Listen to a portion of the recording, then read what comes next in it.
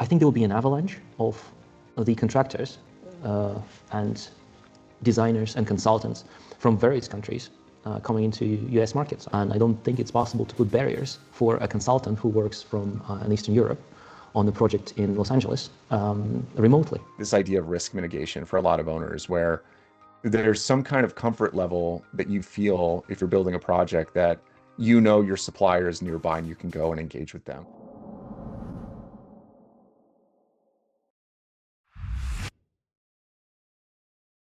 So welcome back, Eugene. And we're starting straight away.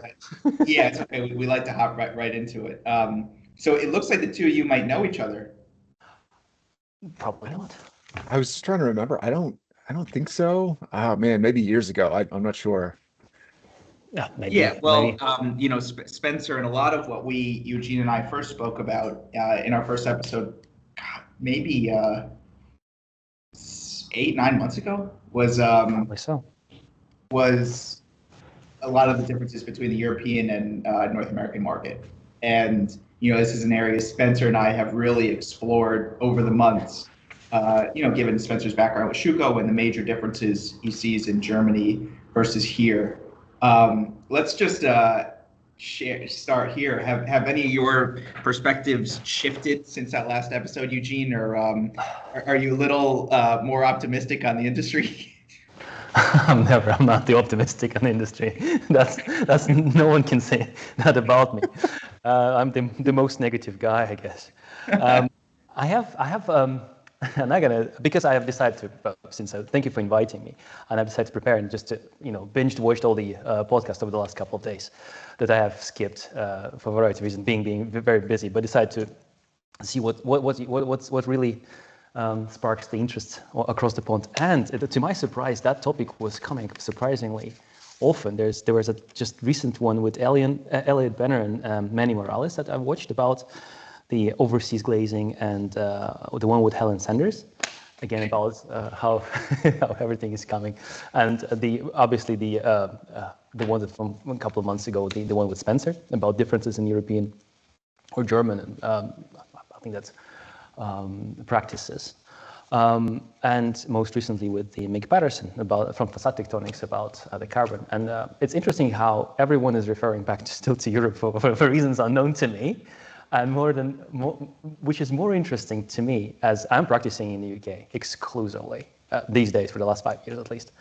So for us, the concept of overseas glazing, a European contractor, a foreign contractor, this is virtually the only way for projects of certain size. Our domestic market is only suitable to service low-rise buildings or buildings that are not necessarily as complex, and I think the UK is very good for masonry construction.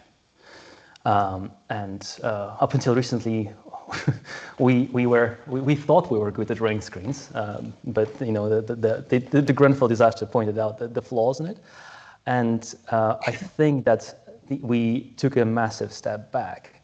Look at what we've done, and over the last 5 years, and regardless of what everyone's saying, there were significant improvements in quality of domestic market in terms of rain screen facades, in terms of build-up walls. But having said that, that's only for low-rise buildings and for on-site installation. When it comes to installation of unitized facades, prefabricated facades, or a highly specialized bespoke facades, these projects are always carried out by a foreign contractor, virtually always, or the design for them is done abroad, or the system the foreign system is used. I don't think we have a UK contractor who would have their bespoke die system for unitized construction. So the concept of foreign contractor or an overseas work is virtually almost the only way for a certain type of projects. And there is no negative connotation associated with that whatsoever. But listening to your podcast, one can get this idea that the foreigners are coming to US. Yeah, no, we want nothing to do with them. I mean, and I'm joking. I hope for anybody's not seeing my face smiling. Well, it depends who we're talking about. But Spencer will hear this we look at projects all the time and talk to end users, and sometimes going international is a non-starter. And you just wouldn't believe it, you know? I mean, I'm like looking around in my office at this chair or what, and like what is manufactured domestically versus overseas, and this perception around like domestic is better. Like domestic is better, right? But do we actually understand what that means, and then where the components are actually coming from, and then the embodied carbon that might be tag along with what it takes to, you know, procure these materials, assemble these materials, get them, transport them. I mean, we were just on a yeah, we were just having a discussion with Lois about, you know, how they were field glazing all the punched windows to save a dime.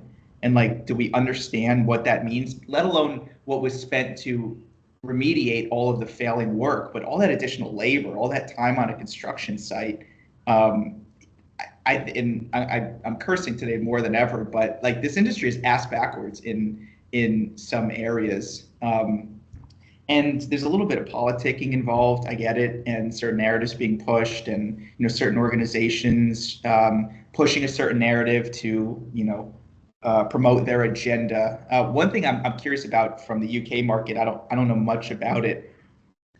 Right now, the buzzwords here are energy code compliance, just because of all these stretch codes and the progressiveness to help us get net zero by 2050. Hurricane requirements, just because of some failing structures due to extreme climate conditions. And third one, and energy. I mean, Spencer, anything else come to mind? And what I want to follow with Eugene is like, I'd say the fire, but it's a little more under the radar. Unless you're really in the industry, people don't know about it. But first, Spencer, and then Eugene, like, what are the buzzwords today that's relevant in UK? But before that, Spencer, does anything come to mind, what people are talking about domestically? I mean, it's just starting to emerge, but the carbon footprint topic is creeping up as like the next, let's call it trend in a way of like sustainability in the construction industry. And right now, it hasn't quite come to the point of like the Division 8 glazing, exterior enclosure like scopes, but it's on its way, and that's going to affect like everything that we do for those projects that have that criteria. In Europe, it's already starting, but here it's California is kind of leading the way with initiating that into the code. Carbon footprint. A lot's being done. I know that in the industry in the UK, and it is still a trend. My opinion, it is a trend rather than something that we are actively pursuing. But there's a huge difference between US and European market, and the answer for why European facades are more energy efficient, or try to be, is within the name of the code. In UK, there is the part of the building regulations and guidance is called Part L, which is preservation of fuel. So we are not saving carbon. We are not making the buildings more thermal efficient for sake of comfort. It's more of a preserving the fuel. Last year there was, due to the political reasons and the war in Ukraine, the gas prices skyrocketed. The gas, not the gasoline, the petrol, but actually natural gas that's mainly used for energy. In Europe, the prices went up dramatically to the point that it's 5 times more expensive than in the US. Literally, so the bills for to heat during the winter, they're quite high, and that created the so-called energy bills crisis. So we are trying to preserve energy to save money, and this is it within the code, and the name of the code is preserve fuel. So the targets are higher because of that. US doesn't have that problem. It's dirt cheap. I mean, I remember that I've been to States and one of a hotel near Salt Lake City, Park City, in summer, and it is a ski resort, and I remember there was a fireplace, and the fireplace was on, and in the fireplace, that wasn't real logs, it's just for a decorative feature, there was just gas burning. And I was looking at this and thinking, this is ridiculous. It's summer. I'm basically virtually the only one in this huge hotel. I just have to stop there. And I can see that there's someone there just like literally squashing dollar bills and throwing them and burning them.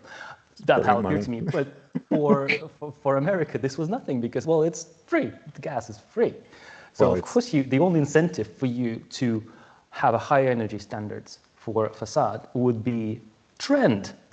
You want to have your carbon footprint offsets and potentially maybe subsidies when I'm not well versed on the leads, targets, and how it benefits commercially, but probably that comes from. On the other hand, what's done in the UK, we have guidances created by Center for Window Cladding and Technology, CWCT, on how to calculate carbon. So bring everyone on the same level in terms of how the carbon is assessed. And I'm not a specialist in that area at all. I'm more of a kind of a technical person from perspective of how things come together, and it's something that I need to work on, I guess. But quite a bit is done, and I suggest you pretty much have to start reaching out potentially to other people from the UK, not only myself. And then there's there are many interesting speakers, I would say, in terms of facades in the UK. For example, from CWCT, they're doing great work. Regarding the hurricane codes, well, we don't have that much. We don't. It's quite quiet. So the wind load is quite standard. We don't have earthquakes. So we actually kind of lucky, and the climate is quite predictable. The climate is virtually similar to probably Maine, Massachusetts, or New York, and we don't have that variety of different climates. So it's quite straightforward.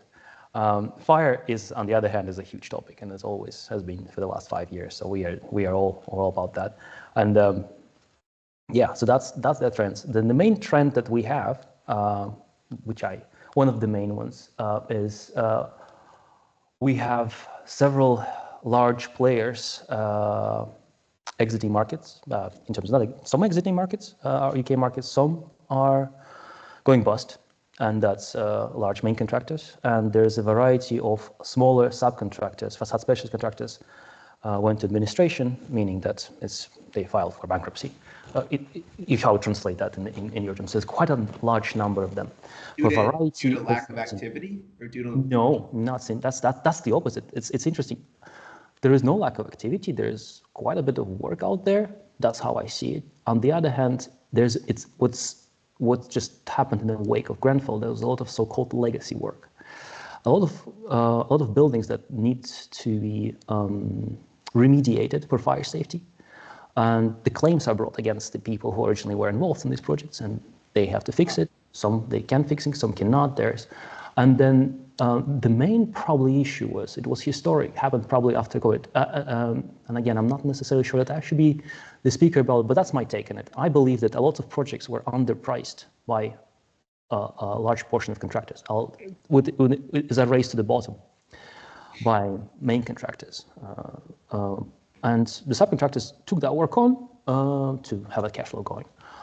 And in the wake of as a perfect storm, there was a huge inflation due to high energy costs. So the price of materials went up, but the prices for delivering the project were fixed.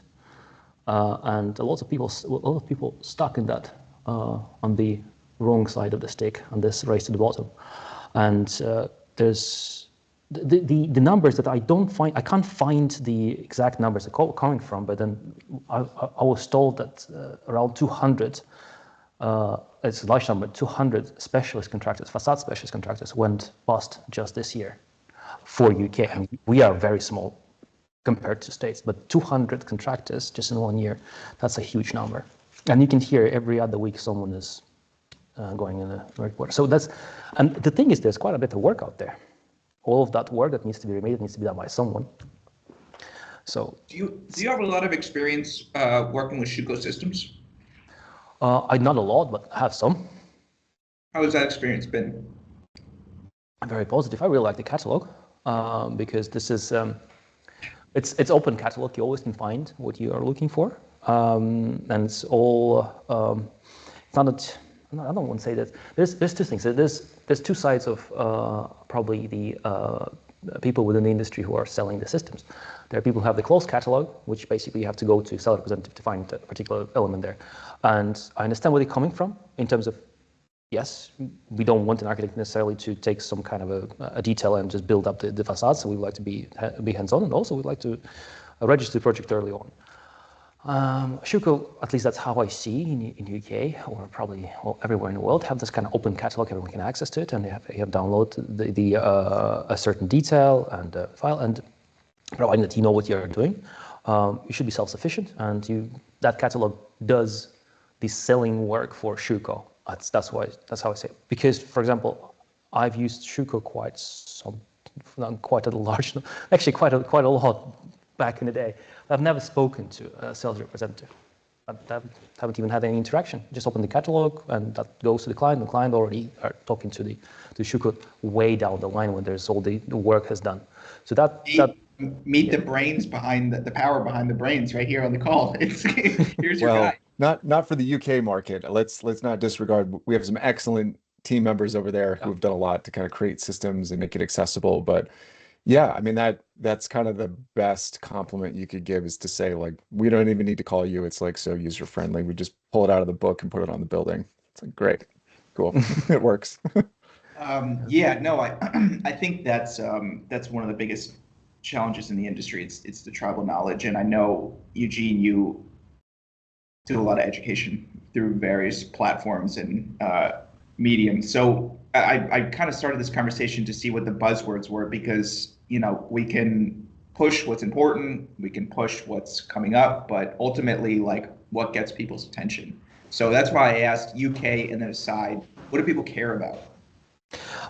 Right now, competence seems to be that like buzzword.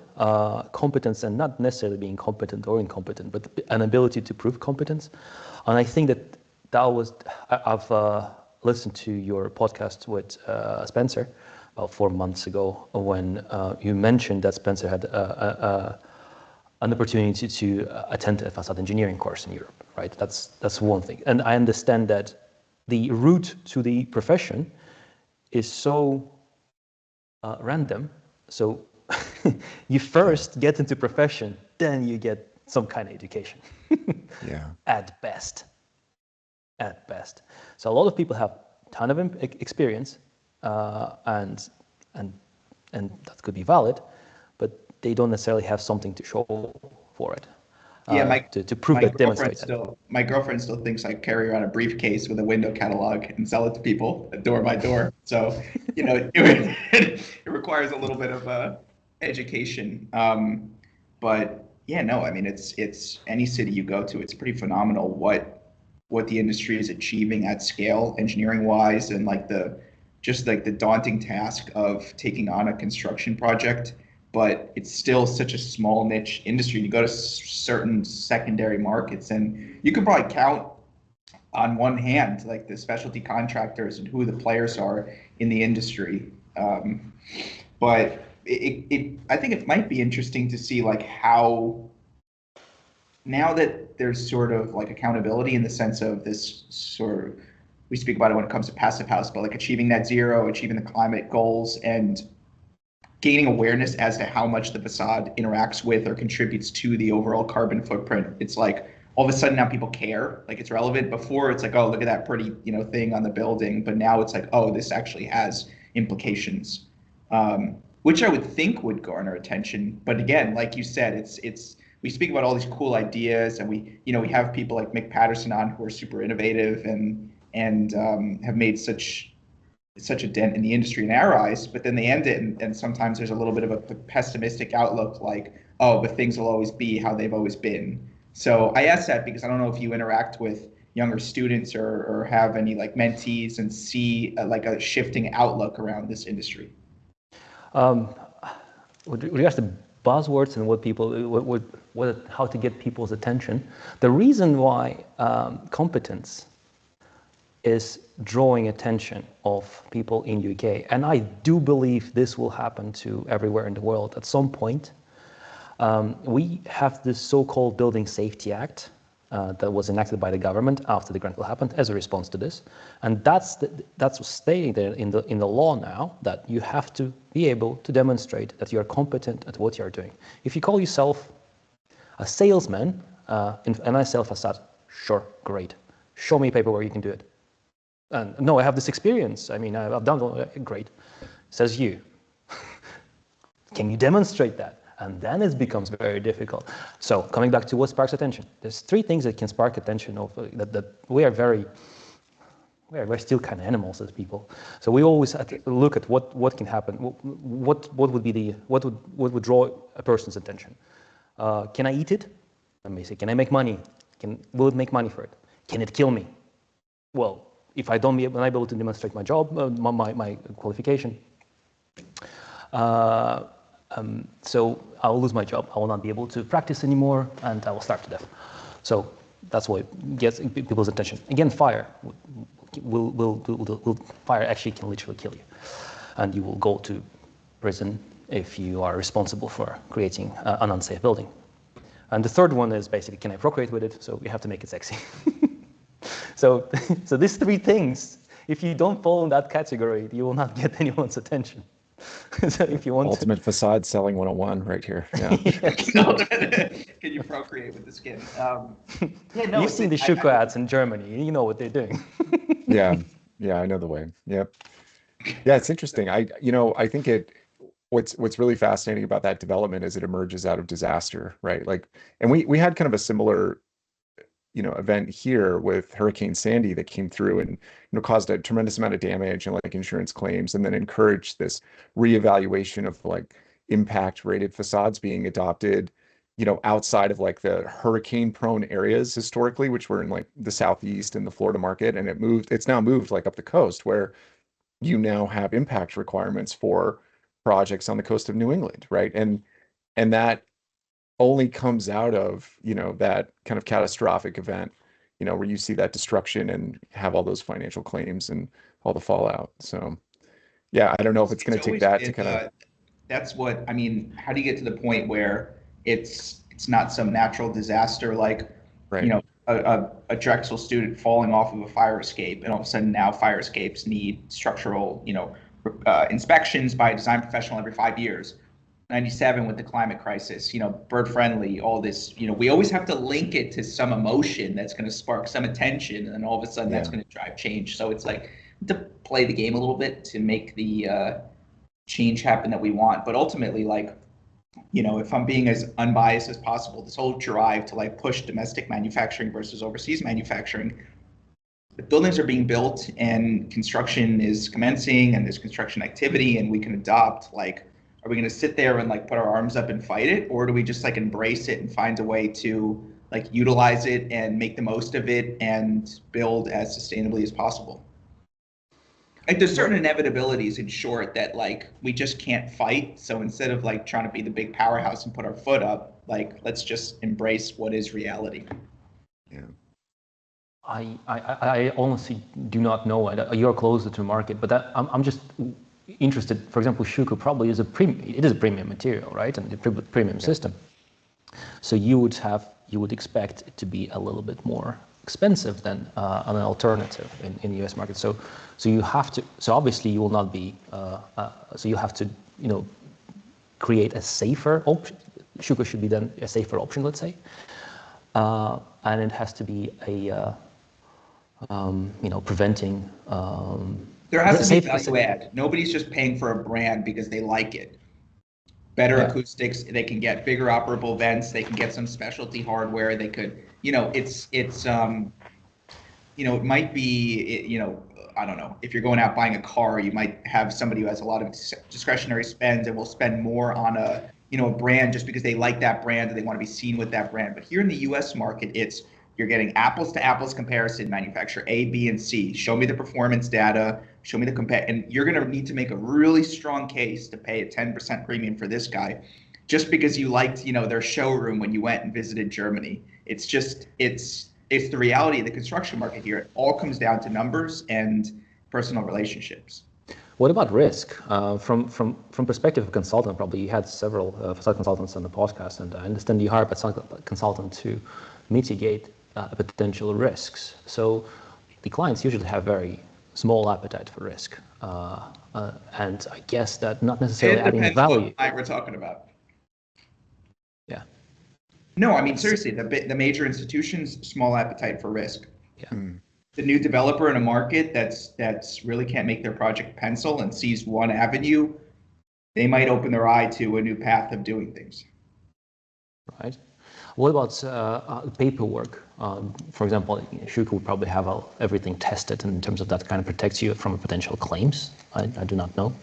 Yeah, the warranty structures are different here in the US than you typically find in Europe. Like the Schuko warranty in Europe covers like a much more substantial scope of work for the labor of replacement of product. Typically in the US, that activity and action of replacement and the scope of labor involved in it is not commonly part of the warranty package in a lot of ways. It's just the material or replacement of the material to be supplied to the client. So it's a very different dynamic in that way, and the standards are different. Like the performance criteria is different as well in terms of testing water infiltration resistance, air water structural, have a different methodology that's used. And testing is huge, so it's not so much about like, does Schuko have the testing? It's more like if anytime you're dealing with any kind of overseas product that has never been implemented in this market, you have to ensure that it's validated, even if it's like completely validated to the European standards, right? Just a different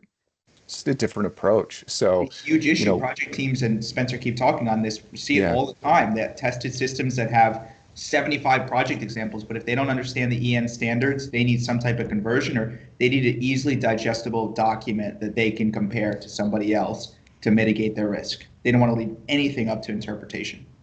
yeah. And that's a big barrier for a lot of companies, and it's a point of risk that maybe an inexperienced owner won't really understand until they're in the middle of a situation where they're trying to pass a mock-up. Water's being thrown on the wall and it's failing and they can't figure out what the problem is, trying to get support from somebody overseas.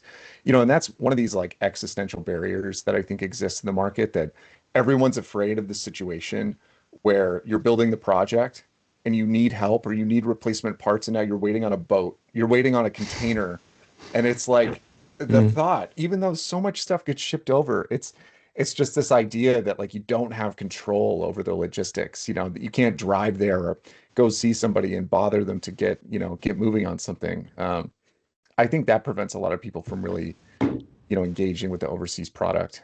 Well, Spencer, what's the most recent port shutdown or the scare that you mentioned? Well, yeah, I mean that's the other thing that you become really deeply affected by, is like a strike from like the longshoremen, could shut down all of your potential logistics and throw off your whole project schedule, and that's, I mean, it's funny, like we talk about this in the industry all the time, but the reality is there's so many different materials that come from overseas for a building. It's not just the glazing systems that we're all familiar with. There's many other products, right? So it's like if that port is getting shut down, they've got bigger problems on the job than just the glazing package. But of course, we're part of it if that's the supply chain. So yeah, it's always kind of this lingering fear, of having to be on the receiving end of that if it happens. So you think that's why this reshoring, the drive to reshoring, is the U.S. is just the kind of closing the barriers that are being placed Yeah. for the overseas? Well, I think there's some political stuff going on too right now in our country about like, and we're not going to get into that, but basically a lot of it's perception and commentary, so I don't think that has a lot of merit long term, but I think it has to deal more with like this idea of risk mitigation for a lot of owners, where there's some kind of comfort level that you feel if you're building a project that your supplier is nearby and you can go and engage with them. I mean, that's part of the reason why Skyline's been so successful in New York City as an example. It's because of logistics, like in order to be able to serve that market, you have to be good on your logistics to, supply product, respond to issues, be available, and that's huge, But I mean, components are still coming from overseas, right? So that's the funny thing, but it's Well, I just talk about about where it it's all the getting put time. together. Where do you draw the line? So, Yeah, we don't want our whole window from overseas, fine, but the glass from overseas is okay, but the extrusions are not. So, okay, now we're going to cross that line. But we want yeah, domestic glass, we want domestic framing, but we'll accept overseas hardware. right. And you know what? We want all domestic parts, hard costs, but you could do your engineering in Italy. So it's like, where is Yeah, it's 100% it's left up to interpretation, but it's in short, Eugene, if you can't tell, this market's a mess, and you can't imagine what you see. And it's like experiments are being done every day, and it's as much as we seem sort of insulated from the world, we're not. We are arms wide open. Let's see what we can try new. Yeah. I think that we understand. We probably understand. At least I understand where it probably is gonna come to the same model of virtually everything in the UK is done in Europe, and to the point that only in situ installation is done here. But for that in situ installation, that's the recent revelation that we all now realize that post-COVID, a lot of that design work, even for low-rise buildings in UK, was outsourced to Europe or Asia. Even the smaller contractors now use external design force. And I also see that there's some participants in our course that I teach.